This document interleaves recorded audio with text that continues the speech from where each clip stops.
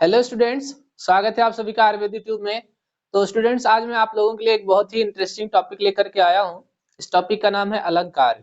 ये अलंकार जो है क्लास 10th की सीबीएसई से या फिर यूपी बोर्ड के बच्चों के लिए या फिर आईसीएसई बोर्ड के बच्चों के लिए जो हिंदी पढ़ते हैं और जिनका इस बार 2023-24 में अलंकार टॉपिक है, बहुत ही मजा आने वाला है इसमें। ठीक है, आपको बस करना क्या होगा, वीडियो को ध्यान से देखिए, अंत तक देखिए और बीच बीच में आप इसको राइट भी करते रहिएगा। तो चलिए देखते हैं वीडियो में हमको क्या क्या डिस्कस करना है।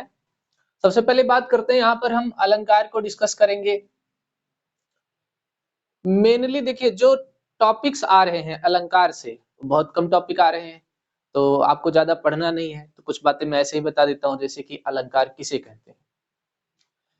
देखो, जिस प्रकार से मान लो कोई स्त्री है, वह सुंदर सुंदर आभूषण पहन ले, सुंदर कपड़े पहन ले, तो उसकी सुंदरता और बढ़ जाती है। इसी प्रकार से काव्य, काव्य मतलब जो कविता वाली लाइन होती है, काव्य में शब्दों के आ जाने से, या तो उसको पढ़कर या पढ़ने के बाद उसका अर्थ समझकर हमारे मन में, हृदय में अगर रोमांच उत्पन्न हो जाता है, चमत्कार लगने लगता है, कुछ अच्छा लगने लगता है, तो उसे बोलते हैं अलंकार। वो जो शब्द वहां पर इस्तेमाल किए गए हैं, उन शब्दों को क्या बोलते हैं? अलंकार। यानी कि काव्य कि वह शाखा जिसमें शब्दों के आ जाने से उसमें चमत्कार उत्पन्न हो जाता है या आकर्षण लगने लगता है पढ़ने में या अर्थ को समझने में, तो उस जो शाखा है या उस जो काव्य है, उसको हम क्या बोलते हैं? अलंकार बोलते हैं। यानी सीधे सीधे शब्दों में बोल सकते हैं, जहां पर शब्दों के आ जाने से काव्य की शोभा और बढ़ जाती है, उसे हम अलंकार कहते हैं।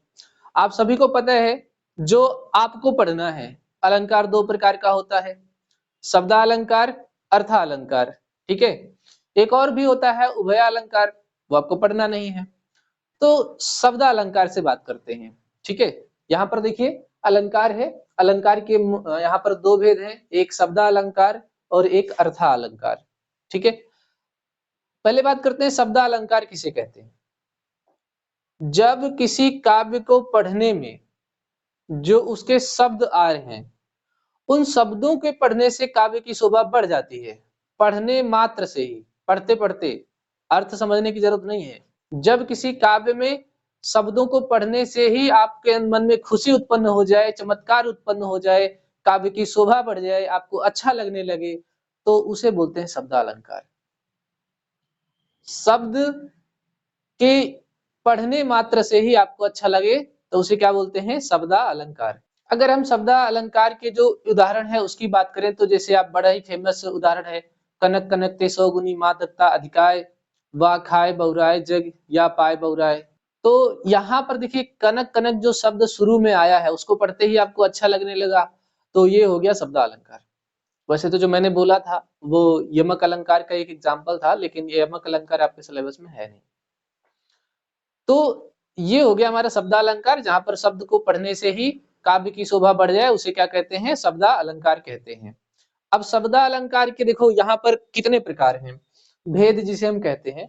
तो वैसे तो आपको पता है शब्दालंकार के मुख्यतः तीन भेद हैं, अनुप्रास, यमक और श्लेष। लेकिन आपके जो सिलेबस में है वो सिर्फ श्लेष है, श्लेष अलंकार। तो श्लेष अलंकार के बाद अब हम बात करते हैं यहाँ पर अर्थालंकार।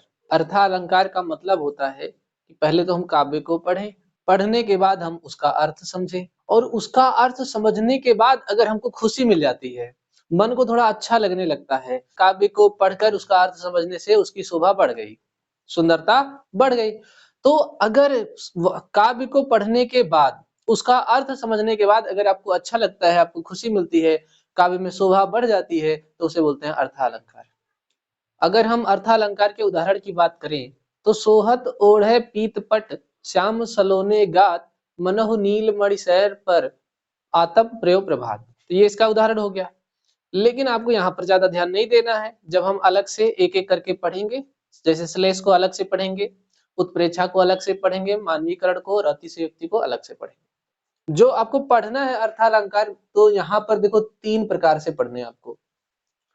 अर्थालंकार के कितने प्रकार पढ़ने यहाँ पर आपको? तीन। पहला है उत्प्रेक्षा अलंकार, अतिशयोक्ति अलंकार, मानवीकरण अलंकार।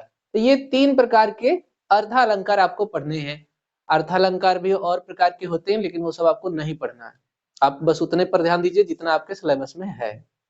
ये मैंने इसमें ये बताया कि हमको इस चैप्टर में पढ़ना क्या है, अलंकार क्या होता है, शब्दालंकार क्या होता है, अर्थालंकार क्या होता है। आप इन सब पर उतना ध्यान मत दीजिए। आपको ध्यान किस पर देना है, आपको श्लेष अलंकार पर ध्यान देना है, उत्प्रेक्षा अलंकार पर ध्यान देना है, अतिशयोक्ति अलंकार पर ध्यान देना है और मानवीकरण अलंकार पर ध्यान देना है। ये चैप्टर जो है आपके लिए बहुत ही मजेदार होने वाला है। आप पहले ही वीडियो को लाइक शेयर कर दीजिए ताकि आपके बाकी दोस्तों को फायदा हो सके। साथ ही साथ आप बाद में भूल ना जाएं, इसके लिए आप लाइक शेयर भी कर दीजिए, ठीक है। बेल आइकन को भी प्रेस कर दीजिए। अब बस इतना जितना बोर्ड पर लिखा हुआ है इतने को राइट कर लीजिए या फिर स्क्रीनशॉट ले लीजिए, फिर आगे बढ़ते हैं हम लोग।